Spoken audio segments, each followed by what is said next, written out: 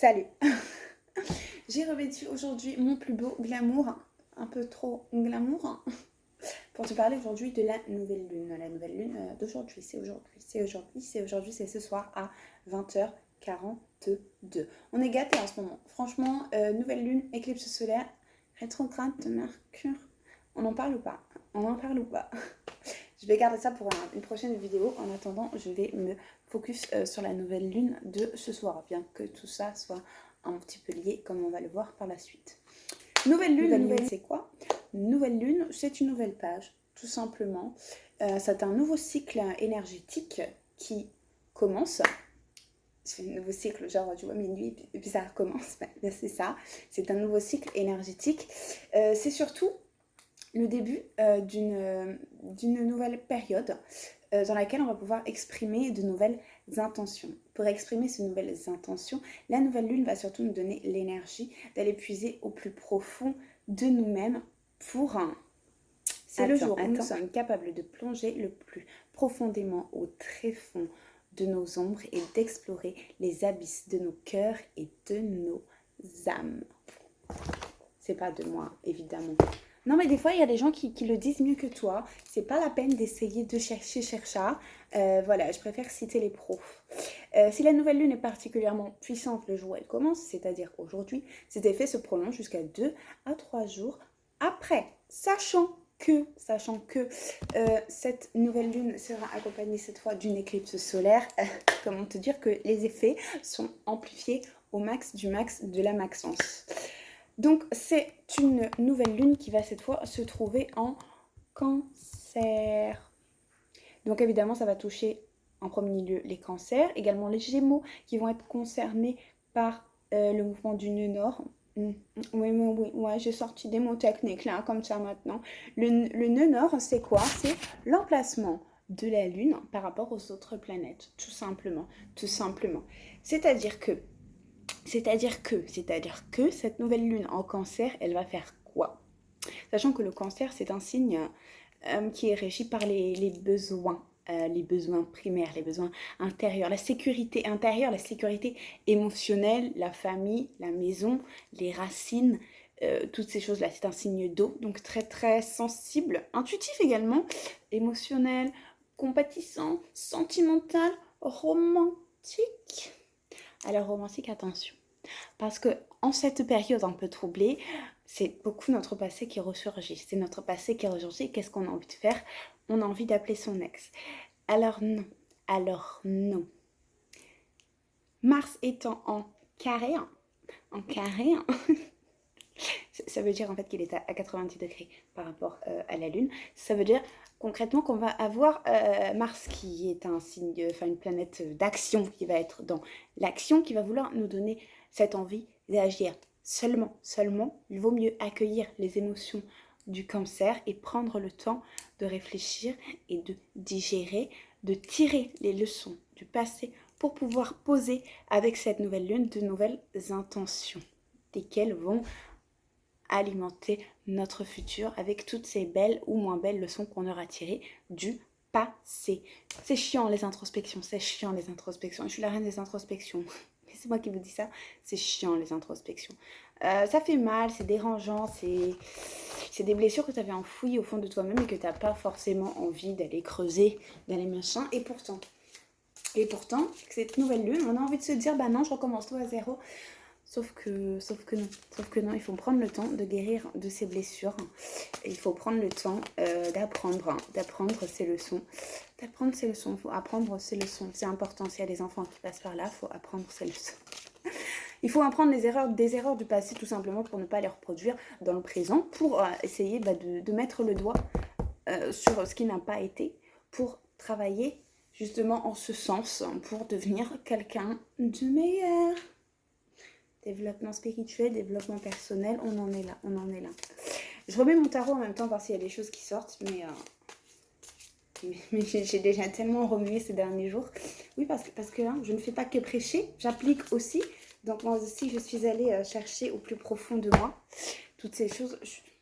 Habituellement, je n'ai pas de poitrine, donc je m'excuse, je ne suis pas habituée à devoir... voilà, donc c'est cadeau. Oh là là là là là là là là là. le pape à l'envers, le pape à l'envers, le pape à l'envers, le pape à l'envers, le pape à l'envers. Mais, on a une petite tempérance qui est là. On a une tempérance qui est là.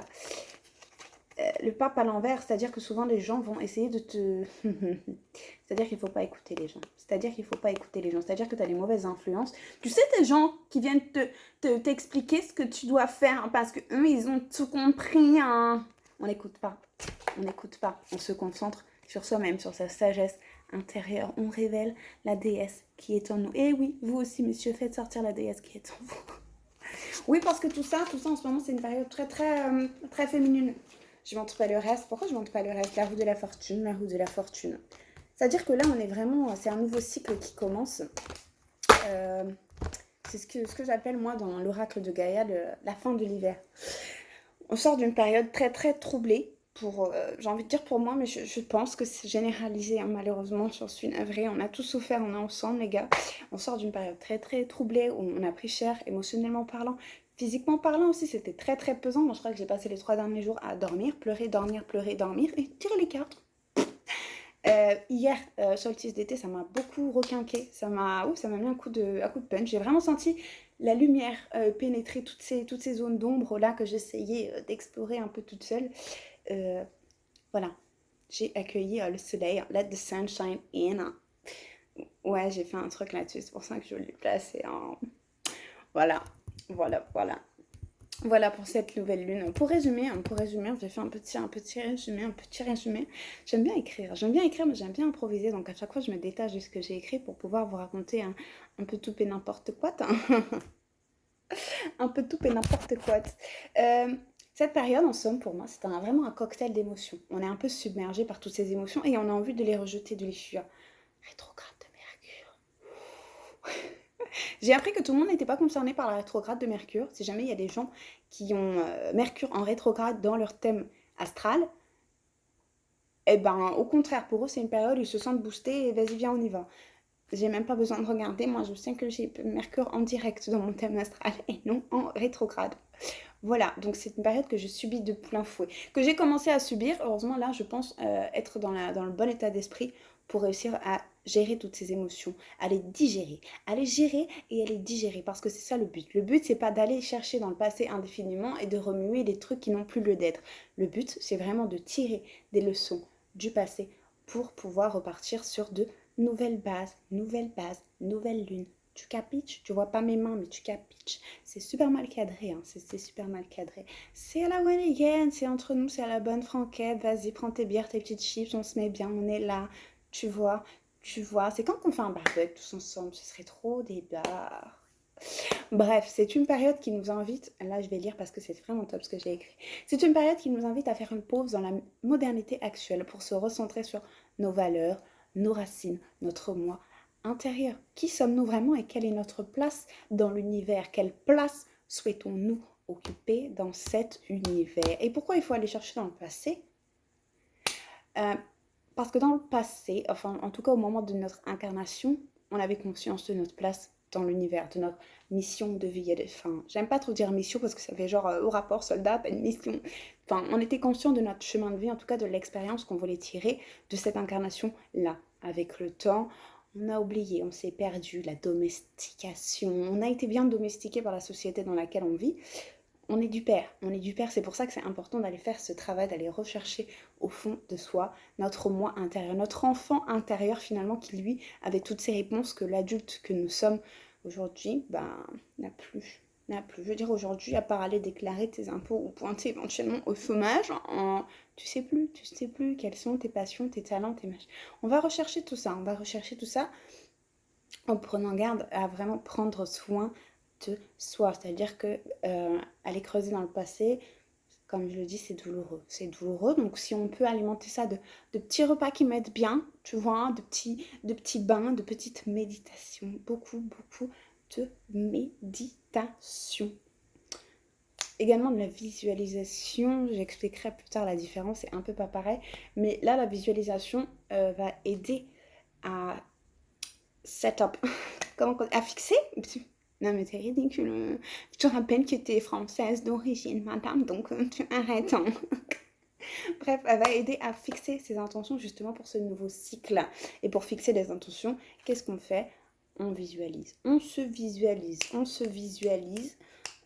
dans la personne que l'on a envie, qu'on a envie d'être, dans le destin qu'on a envie de projeter, dans ce qu'on a envie de voir manifester. On le visualise comme s'il était là. On le visualise et surtout, on le ressent. Principe de base de la loi d'attraction. Ça aussi, j'ai l'impression que c'est vu et revu et qu'on répète toujours les mêmes choses, mais c'est vraiment ça, c'est tout simple, hein, c'est tout basique. Hein. Enfin, c'est simple sur le papier. Je veux dire, après, quand tu essayes de t'y mettre, c'est un autre délire. Racontez-moi votre réveil spirituel. On en parle de ça ou pas? On en parle, t'inquiète, je te prépare un truc là-dessus aussi. Si tu crois que le Mercure rétrograde s'applique, ouch, t'es même pas prêt. Je reprends mon petit texte, hein, pardon, parce que je filme avec mon téléphone qui est juste devant mon petit texte, donc ça va pas. Donc je reprends. On est invité à faire une pause dans la modernité actuelle, justement, pour se recentrer sur soi et accueillir toutes ces émotions desquelles on se nourrit finalement, parce qu'on agit au quotidien en fonction de nos émotions, même ceux qui pensent ne pas en avoir, même les robots, même les messieurs qui n'ont pas d'émotions et pas sentiments. Non, faut que j'arrête les clins, mais c'est vrai que voilà, en général, les messieurs ont tendance à... Le masculin sacré, c'est plutôt, voilà, ça va être plutôt l'action et pas justement les sentiments.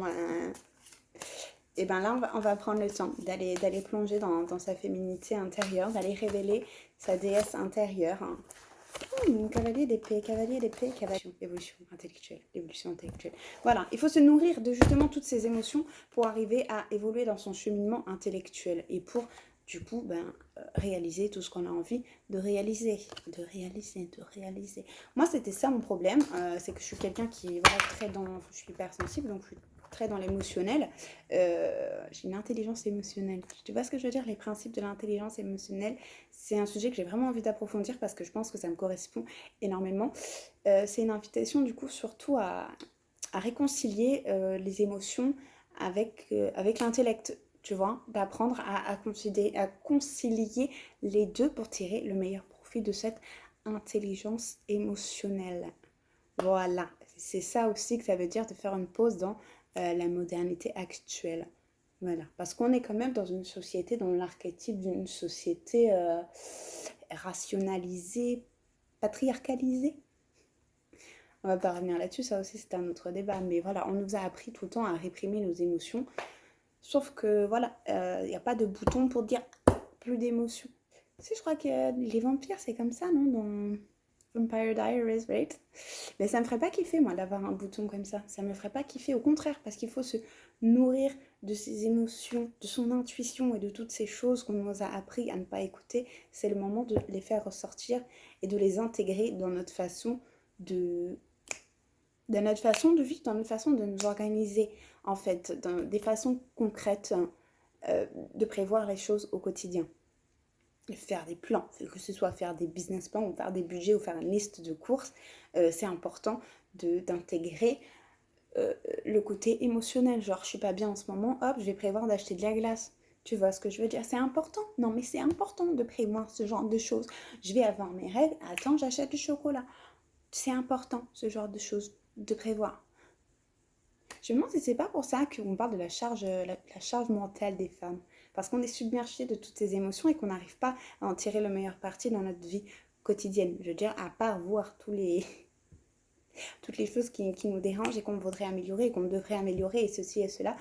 Malheureusement, dans la société actuelle, c'est très dur de mettre tout ça en place sans renier une partie de qui l'on est. Et ça, faut que j'arrête de dire les femmes, je trouve que c'est beaucoup trop... tu vois, binaire. C'est beaucoup trop binaire comme concept. Donc, je ne sais pas, je vais me contenter de dire féminin, sacré. Animus, anima, sauf que je ne sais pas lequel est lequel, je confonds toujours. Donc, je t'en parlerai une autre fois, quand je serai plus voilà, au fait de ce que je raconte. Voilà, en cette période, on va vraiment rechercher l'alignement. Je vais le répéter pour la millième fois, l'alignement de ses émotions avec ses actions. Mais attention, encore une fois, à pas agir sans réfléchir avec l'influence de Mars. On a envie d'agir, donc on peut faire des plans, on peut se projeter, on peut poser ses intentions. Mais on va prendre le temps vraiment tout doucement. On ne va pas se précipiter, surtout Mercure rétrograde jusqu'au 12 juillet. On prend son temps, c'est bientôt, ça va venir vite. Je pense qu'on n'est pas pressé. L'apocalypse, ça aussi, c'est un autre sujet. Parce que franchement, on n'est pas au bout de 2020 et 2021, pour l'instant, je ne sais pas si c'est prévu au programme. Tu vois. Enfin voilà, tout simplement aller chercher à l'intérieur de nous toutes ces choses qu'on voudrait voir se manifester à l'extérieur. Cultiver un silence intérieur. Quand j'ai écrit ça, je me suis dit, je peux pas dire ça. Bien pourtant, si je vais le dire. Pas pourquoi, parce que voilà. À l'écrit, j'ai aucun mal à exprimer mes émotions, à écrire des choses comme il faut cultiver son silence intérieur et une solitude qui nous oblige à faire face à ce qu'on a enfoui par peur de s'y noyer. C'est l'occasion d'apprendre à nager. Non, tu vois, ça passe, mais c'est quelque chose que en parlant, voilà, dans un discours très familier, très amical, où ça ne me viendrait pas forcément à l'esprit de déballer mes émotions comme ceci. À moi de bosser là-dessus et d'essayer de comprendre pourquoi tant de pudeur avec mes émotions, pourquoi. Justement, ça va être l'occasion de répondre à toutes ces questions et d'apprendre à nager. Voilà, j'espère que ça t'aidera à accueillir au mieux cette nouvelle lune. Pour les plus sceptiques d'entre nous, je vous conseille de vous arrêter là. Par la suite, je vais vous proposer quelques petits rituels de nouvelle lune pour tirer le meilleur parti de toutes ces énergies, qui nous sont envoyées de là-haut. Petit rituel très simple, on en a deux moi que j'aime réaliser tout le temps pendant la nouvelle lune, mais pas que, mais bon. Le plus connu, le chèque d'abondance. C'est maintenant les gars, c'est maintenant qu'on le fait, ce chèque d'abondance. De la part de l'univers. De la part de l'univers à ton ordre, à toi, pour toi. Attention de mettre un chiffre précis. Donc c'est important de réfléchir. Vraiment, pas de se dire je veux de l'argent. Ah oui, mais combien? Pourquoi faire? Quand? Comment? Enfin, comment non? Comment qu'on s'en fout? Comment qu'on s'en fout? C'est là-haut que ça va se passer. Enfin, c'est là-haut, c'est l'univers qui va déterminer comment est-ce que tu vas accéder à cet argent. Toi, contente-toi de déterminer combien exactement. De combien d'argent est-ce que tu as besoin pour pouvoir... est-ce que tu n'as pas besoin? Non, tu n'as pas besoin. Tu n'as pas besoin. Ah, c'est compliqué, hein? Ah, c'est compliqué la formulation. Et attention, ça va se compliquer par la suite. Mais chèque d'abondance. Chèque d'abondance, c'est plein de modèles disponibles sur Internet. On peut également le faire avec son chéquier personnel, hein, si on a envie. La banque de la gratitude de l'univers. Donc après, chacun a sa propre façon, sa propre définition, mais c'est un petit peu toujours la même chose. Banque de l'univers ou banque de l'abondance. C'est important, même si vous le faites avec un chèque personnel, de bien préciser que ça vient de la banque de l'univers. Moi, j'aime bien l'idée de l'abondance, donc banque de l'abondance. Voilà. Surtout, notez, payer intégralement. On paye tout. Et on signe de la loi de l'abondance et de la prospérité. Enfin, de la loi de l'abondance, ça ira. Hein. De la loi de l'abondance, ça ira. On le signe et qu'est-ce qu'on en fait après? On peut soit l'enterrer à un carrefour, éventuellement, l'enterrer tout court, ça marche aussi, de le faire en conscience. Moi, j'aime bien le brûler, ou alors, après c'est à l'instinct, hein, c'est toujours à l'instinct, c'est... vous savez au fond de vous ce qu'il convient de faire pour vous. Donc moi je propose et vous disposez. Ce qu'on peut faire aussi sinon c'est de le mettre dans un petit coin. Ou bien en évidence. Ou de le plier en mille dans son portefeuille et de le garder toujours là. C'est à vous de voir comment vous le sentez, comment vous avez envie de manifester cette chose-là. Il faut que j'arrête de parler avec mes mains, mais comme elles ne rentrent pas dans le cadre, des fois, voilà. C'est bon, j'arrête. Ensuite, ce qu'on peut faire, c'est les vœux de nouvelle lune.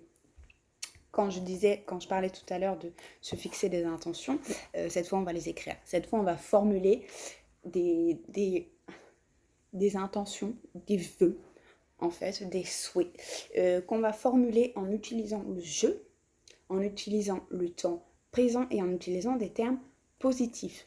Exemple, je suis en bonne santé. Autre exemple, je suis productif. Je suis aimé, je suis. À toi de savoir ce que tu es. Il en faut au minimum 2. Au minimum 2, et si vous n'en avez qu'un, écrivez-le 2 fois. Plus il y en a, et plus ça fonctionne. Sachant que l'énergie de chacun de ces vœux va communiquer pour justement amplifier cette énergie. Et là, c'est pareil, qu'est-ce qu'on en fait après?